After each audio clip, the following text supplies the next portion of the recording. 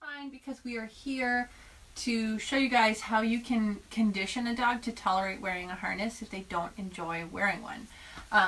Most dogs accept a body harness really, really well. And then there are the lemons of the world, like Piper, and I know some of your dogs as well, just really don't like wearing them. And it's not because they're uncomfortable or they're pinching or they had a bad experience with one.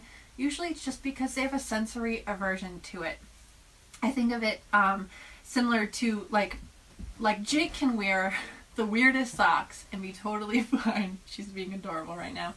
But if I have like bulky seams at the end of the toes of my socks, I lose my mind. Like I can't do it. And there's no reason why, it's just uncomfortable for me.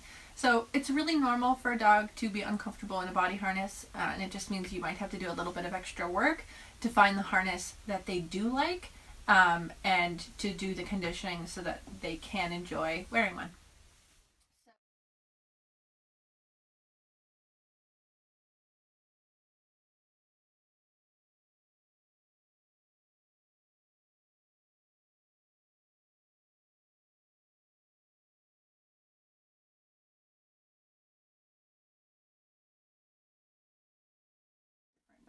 So the harness that Piper wears all the time is the Freedom harness. It's one we've talked about a lot in this course. Did you see her just walk away? She does not love it at all. I don't even think she's in view anymore. And then I brought this other harness out to show you. We tried this harness on her the other day and she really didn't like it at all, even though it fits her properly. So I'll show you a couple different things that we can do. We're going to start with her Freedom harness because it's what she's...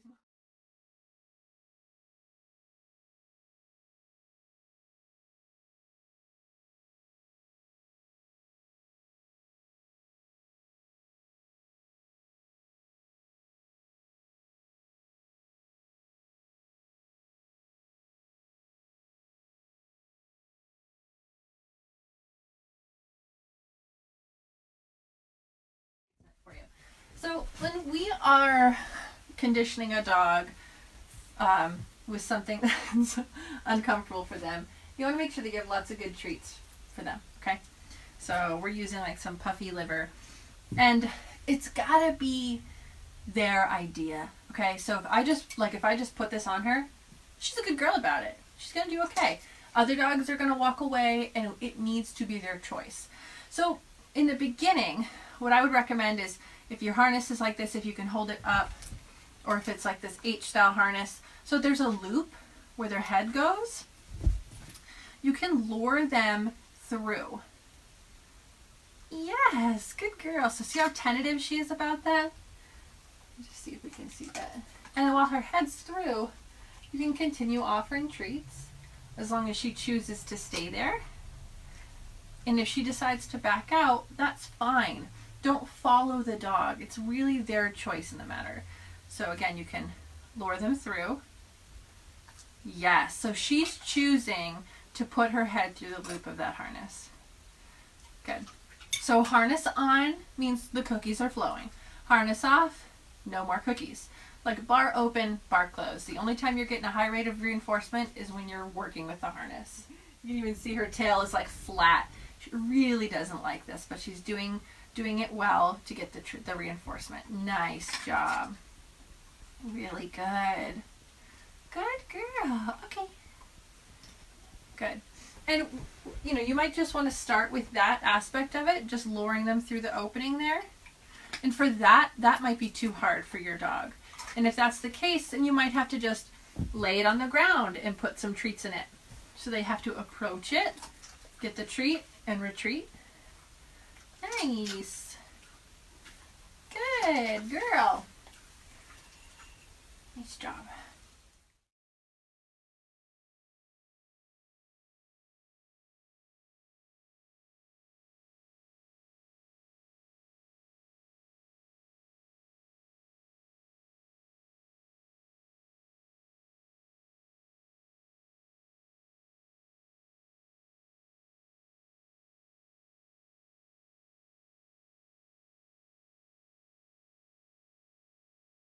Retreat.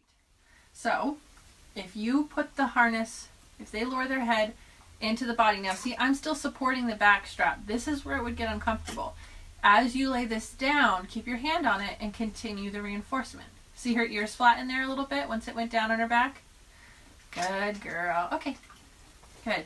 This is where she doesn't like things touching her. She also, yeah, good girl. We also found out she has some back issues, so that likely is related as well. Make sure you guys can see here. So we'll try that again. Again, lowering her head through. Good girl. I've got the back part here. I'm going to set it down, but I still have my hand on it. Good girl. So that if she wanted to back out of it, she could. Okay, good girl. What we don't want to have happen is, here, sit. If we get it on her and then she tries to run away from it and she can't and it's just following her, that can be scary. So make sure you keep a hand on it so that if you need to pull it off of them quickly, you can do so. Good girl.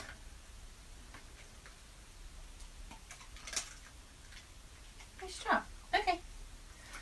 So I could just put it on her and keep giving her treats, but it's important to break those steps down nice and slow. See, she still doesn't want to do it. Got to be her choice. I'm still going to encourage her to move her head into that harness and to take those next steps, but by breaking them down smaller and teaching them that if they go away, I'm not going to continue to pursue her, they start to feel more comfortable and confident about it. When dogs feel like they have a sense of control over the matter, that's what helps them feel more confident. You want to try again? Okay. Nice job.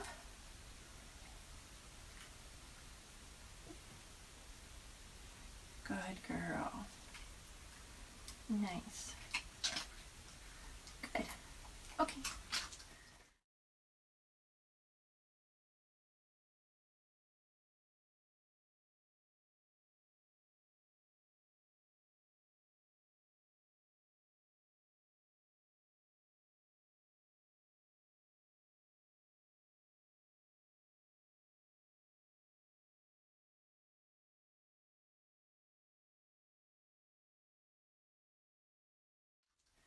Now, I know, Sue, I know we were talking about Ohana's step-in harness. I would, sit down.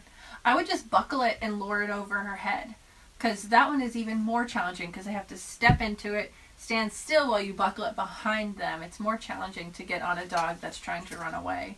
But you could buckle it and just loop it over her head just to start with that handling process and getting her comfortable with that. Until you can start to like lower her to put her feet in it and bring it up in that way as well.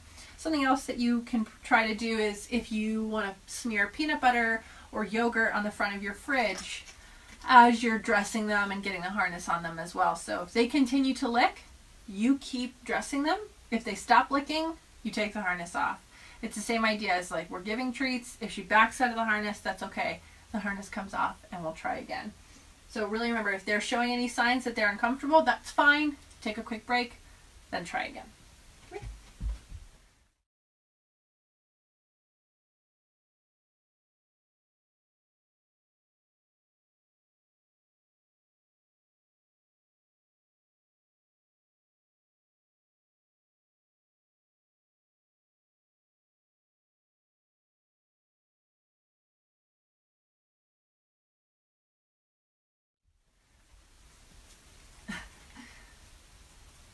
Yes, good girl.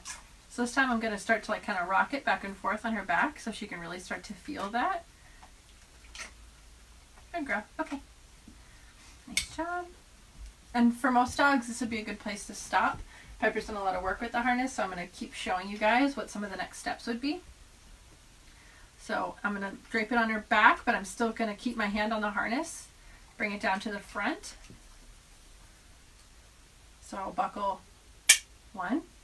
I should have had more treats in my hand, but she slurped them all out. And unbuckle. Just getting them used to the sound of that. Good. You can see her ears are a little flat. She's not thrilled. Unbuckle. The harness is still on. Treat. Buckle. Treat. Good girl. Okay. Nice job. Good girl. See, now she's hanging out here. She says, actually, no, I wanted more. Could we do that again? So it's great. That's what we want to start to see. Good girl. time we'll try both. Good girl.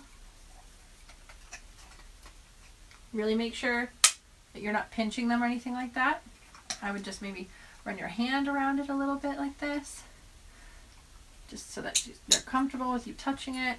Okay, good girl. Nice job. And you'll see throughout some of this some stress behaviors or some body language changes that indicate that your dog is struggling a little bit. So a couple times Piper has shaken off after the harness comes off. It's relieving tension. Or her ears will kind of flatten out, her tail will go down.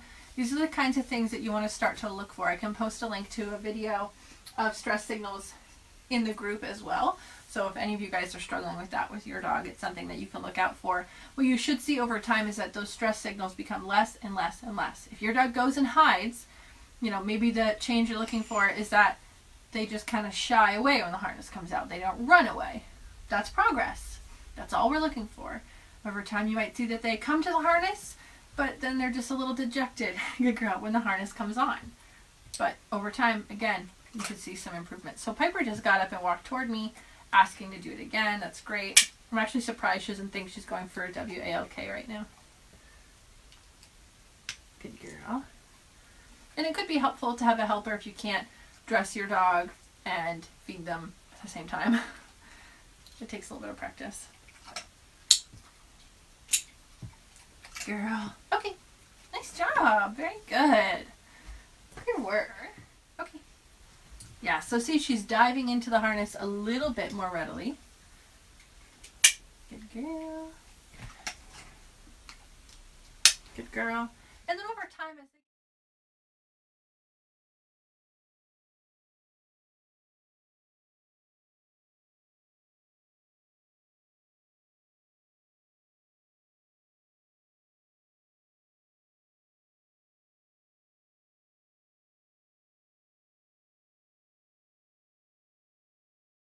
girl. And then over time, as they get really comfortable wearing it, you could start to even ask for a couple of tricks. Spin. Yes. So they start to get really comfortable moving in it. Twirl. Okay. Twirl. Yes. If your dog doesn't know tricks, that's fine. You could just do sit and down. It's really difficult for some dogs to change their body posture. Whoa.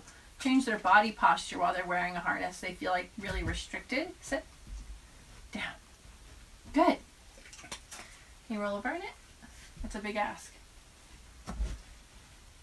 No, she does not want to roll over in it. Good girl. So I have a couple more treats, so while I still have them, I'm going to give her a couple more as I take it off. Okay. Good girl. So this is the same kind of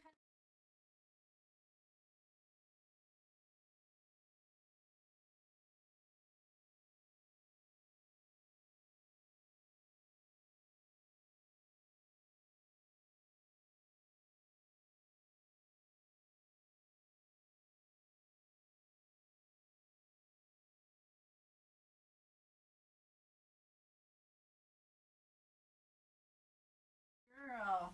This is the same kind of thing we would do with anything your dog needs to wear. So if they have to wear a coat, same approach. It's more challenging because it touches more of their body, which makes them a little bit more uncomfortable. Or if it was a bootie or a muzzle or an Elizabethan collar, if they had just had surgery or anything like that.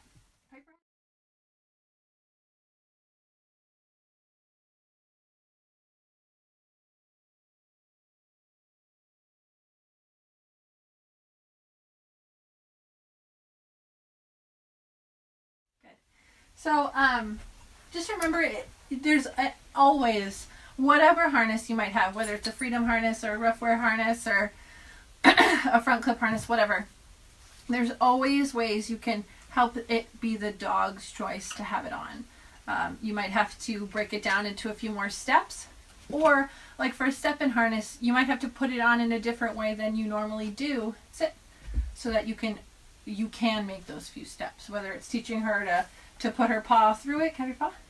Paw? Yes.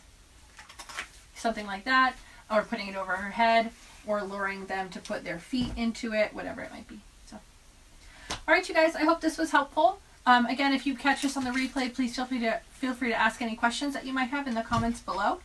And Piper and I are going to go have lunch. We'll see you guys later. Take care.